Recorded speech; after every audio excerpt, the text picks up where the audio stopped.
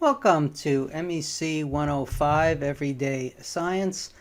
This is your discussion on materials and chemistry. I'm Jay Mendelson, a lecturer in the Department of Mechanical Engineering. You'll have your homework on Blackboard called Materials and Chemistry, and our reading will focus on chapters 11, 12, and 13 in the Science of Everything. And then we have these articles for you to read. The first thing we're going to do is give you a quick review of elemental chemistry.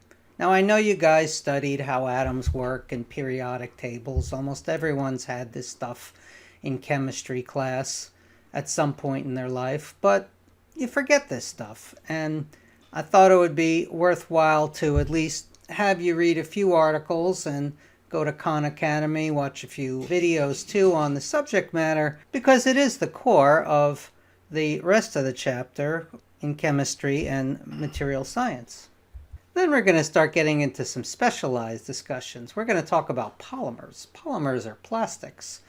Plastics like cellulose and rubber and epoxy resins and nylon make up all types of structures that we're familiar with. All you have to do is look on the label of your clothing, and you will find that large amounts of people's clothes are partially made of things like nylon and rayon and polyester and materials like that. Then we're going to teach you some of the basics of plastic from the American Chemistry Council, who has a very good website from an educational point of view.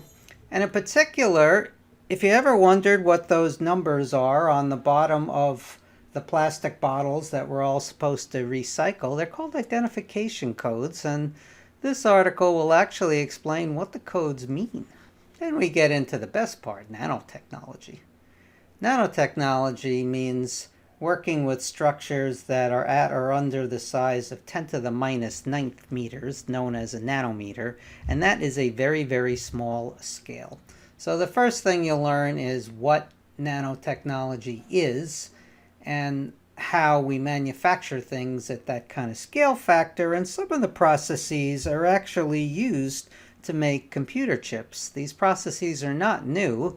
They were developed starting in the 1950s, but now the size of the materials that are used in these processings has gotten so small, down to nanoscale, 10 to the minus 9th meters, that we've given a whole new name for it. And then you'll read about materials like graphene. Graphene is used to make what are called carbon nanotubes, and these structures are at the basis of a lot of modern inventions that are involved in water purification, specialized fabrics, glass coatings, and displays. And some of these applications are now involved in drug delivery systems, where being able to design systems down on the molecule level is necessary to get these drugs properly injected into people's bodies. So I think you'll find this discussion very interesting, and I wish you well, and we'll see you next week.